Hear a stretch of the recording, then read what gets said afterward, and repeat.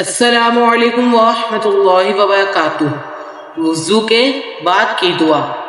کتاب حدیث میں محکوم ہے کہ جو کوئی وضو کے بعد کلمہ شہادت پڑھے اس کے لیے بہشت کے 8 دروازے کھول دیے جاتے ہیں، وہ جس دروازے سے چاہے داخل ہو۔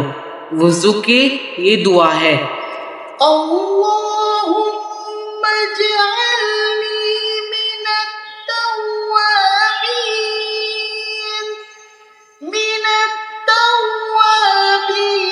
واجعلنی من المتطہرین۔ ترجمہ: اے اللہ، مجھے حقیقی توبہ کرنے والوں میں سے کر دے اور مجھے ظاہری اور باطنی پاکیزگی رکھنے والوں میں سے بنا۔ مزید ویڈیوز کے لیے ہمارے یوٹیوب چینل کو سبسکرائب کیجیے، ویڈیوز کو لائک کیجیے۔ جزاک اللہ خیرا۔